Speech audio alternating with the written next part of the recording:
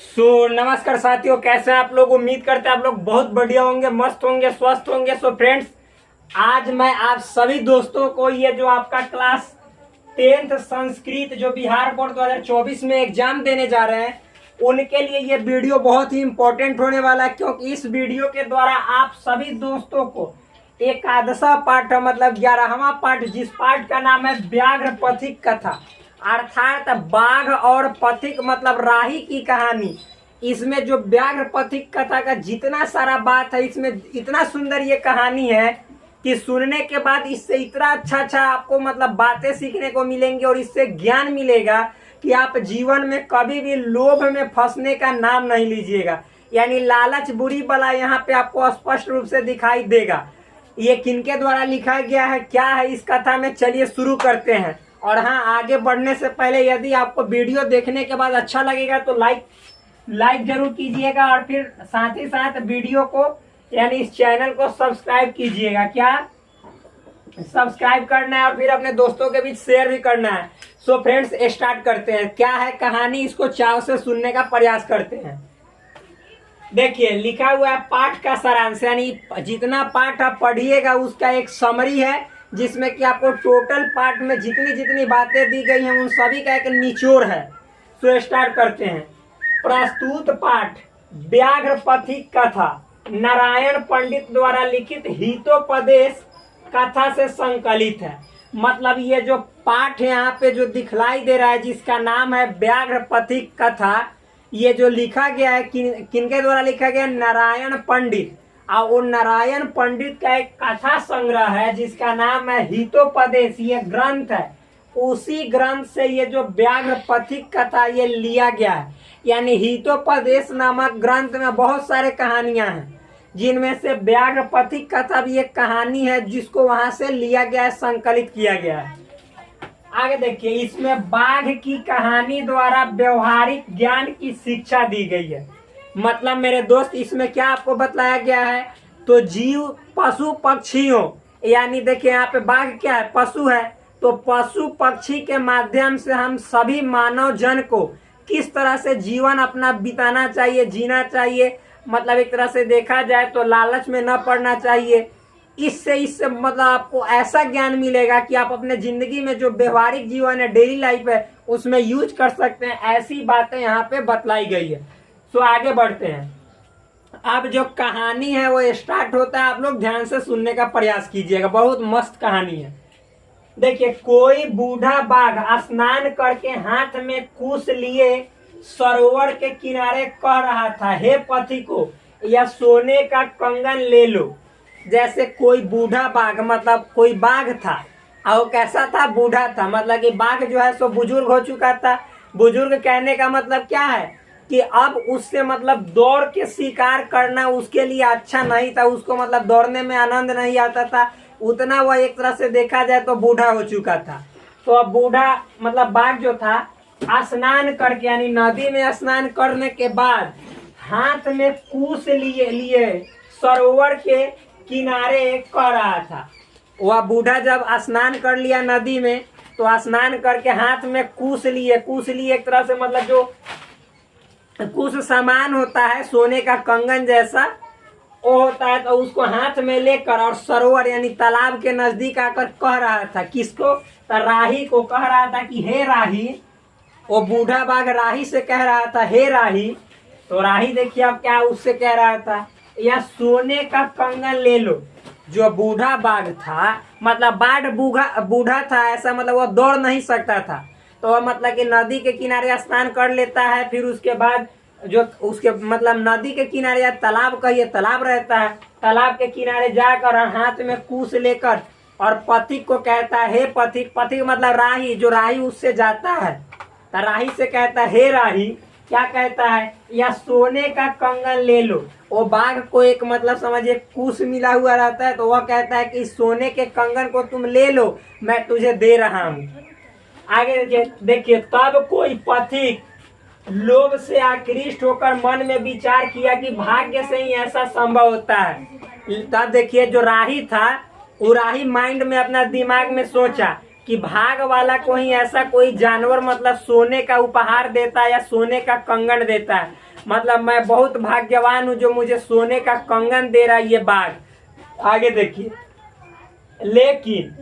लेकिन इसमें जान की जोखिम यानी मृत्यु का संदेह होने के कारण ऐसा करना उचित नहीं। लेकिन उसके दिमाग में ये भी आता है कि फ्री में ये मतलब कि हमारा भाग्य है जिसके कारण बाघ जो है सो सोने का कंगन दे रहा है। लेकिन इसमें ये भी है कि जान जाने का खतरा भी है, मतलब शक भी रहता है कि बाघ हो सके मार न ले, तो उसको शक भी मन में आता है कि इसमें जान जाने का खतरा भी है, डर भी है।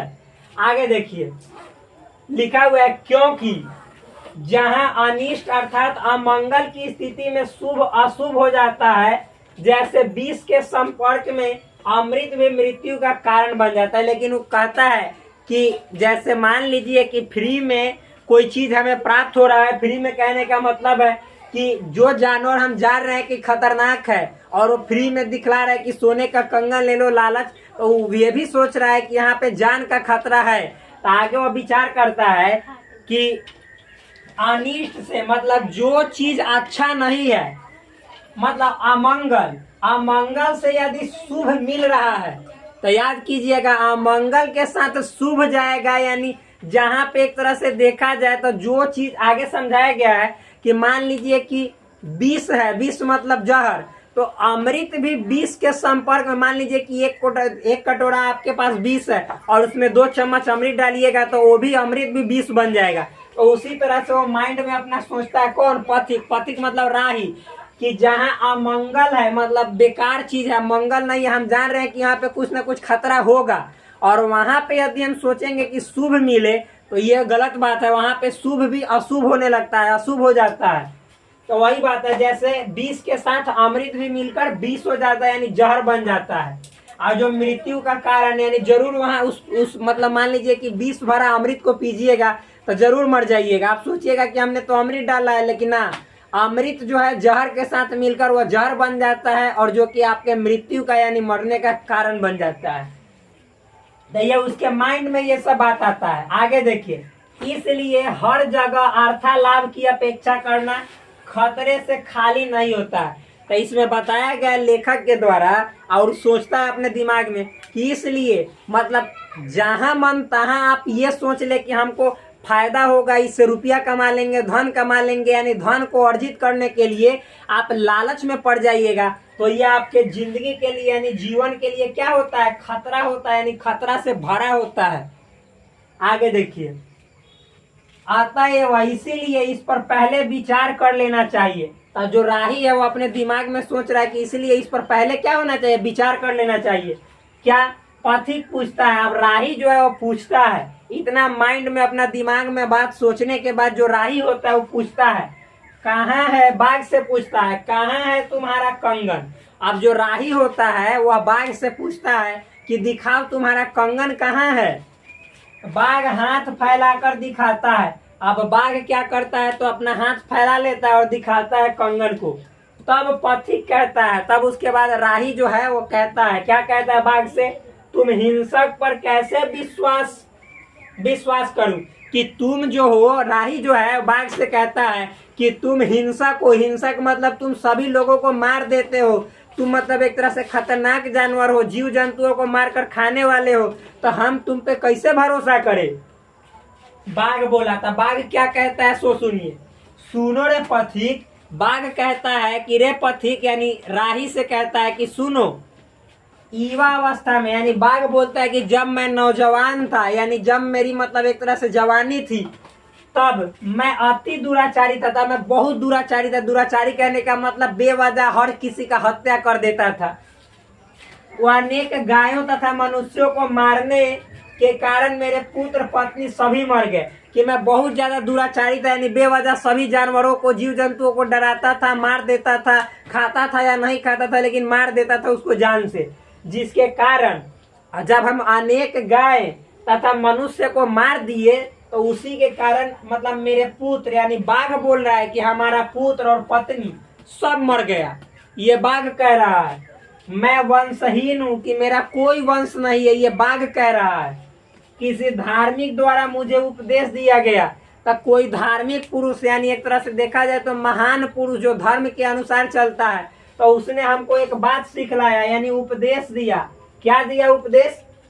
कि दान धर्म आदि करो। हमको धर्मात्मा कहा कि तुम दान करो, दान करोगे तभी तुम्हारा कल्याण होगा, दान करो। उनके उपदेश से मैं इस समय स्नान करके नख दंतहीन विश्वास के योग्य कैसे नहीं हूँ कि इसीलिए अभी मैं इस समय इस नदी के या सरोवर मतलब तालाब के किनारे स्नान करके, और मतलब मेरा दांत भी नहीं है और नख यानी नाखून भी नहीं है, तो मैं बतलाओ कि तुम्हारे ऊपर कैसे विश्वास के लायक नहीं हो, मैं कैसे तुम्हें मारकर खा जाऊंगा। और वह जो तालाब था वह कीचड़ था, वहां पे क्या था? कीचड़ था।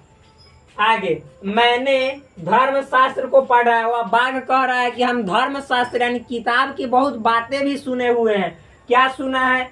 वह सुनो। तो वह सुनाता है बाघ। गीता में कहा गया है, वो बाघ कहता है कि श्री कृष्ण भगवान गीता में कहे हैं, कथी कहे हैं कि दान वैसे व्यक्ति को देना चाहिए जो अति असहाय हो। वो कहे हैं कि दान भी दो तो उस व्यक्ति को दो जिसका कोई सहारा नहीं हो, यानी जिसको कोई देख रेख करने वाला नहीं हो, जो बहुत ही गरीब हो, असहाय हो, लाचार हो, उसको दान दो। साथ ही दान उसे देना चाहिए जिससे किसी प्रकार के लाभ की आशा ना हो, और दान उसको दो जिससे ये नहीं सोचो कि हम दान देंगे तो बदले में तुमसे कुछ फायदा का काम सोचेंगे। ये बाघ सिखाता है, उसको कह रहा है उस राही को। इसलिए यह कंगन तुम्हें देना चाहता हूँ, इसीलिए मैं यह कंगन तुम्हें दे देना चाहता हूँ। मेरे पास दांत भी नहीं है, नख भी नहीं है, और धर्मात्मा सिखाया था कि तुम्हें दान दोगे तभी तुम्हारा कल्याण होगा। मैं बूढ़ा हो गया हूँ, इस नदी के किनारे स्नान करके तुम्हें इस सोने के कंगन को देता हूँ, लो इसे। आगे देखिए, इसी लोभ में पड़कर पक्षी कीचड़ में फंस जाता है तथा बाघ द्वारा मारा जाता है। अब जो राही होता है अभी लोभ में पड़ जाता है और जाता है बाघ के पास मतलब सोने का कंगन लेने, और जो बाघ रहता है वह कीचड़ वाला एक तरह से तालाब रहता है, उसमें बैठा हुआ रहता है और वह आसानी से जाकर फंस जाता है, बाघ उसको मारकर खा जाता है। तो इससे क्या शिक्षा मिलता है? तो इससे बहुत अच्छा शिक्षा मिलता है दोस्त कि कभी भी किसी के बहकावे में आकर हम सभी को अपना जान जोखिम में नहीं डालना चाहिए, अपना जान खतरे में कभी भी नहीं डालना चाहिए। थोड़े से लाभ यानी थोड़े से फायदे के चक्कर में अपना पूरा नुकसान नहीं करना चाहिए। इसीलिए ज्यादा लालच जीवन में बहुत ही आपके जान के लिए खतरनाक होता है, जान के लिए खतरे का कारण बन जाता है, मृत्यु का कारण बन जाता है। इसीलिए कभी भी जो चीज हमारा नहीं है उस पर तुम अधिकार भी मत जमाओ, और जो चीज हमारा है उसे तुम छोड़ो भी नहीं। यही होता है असली शिक्षा। तो मिलते हैं आपसे नेक्स्ट वीडियो में, तब तक के लिए धन्यवाद, bye bye, take care, love you all, please do subscribe this channel, like this video and also share among your friends, that's all friends. Jai Hind साथियों।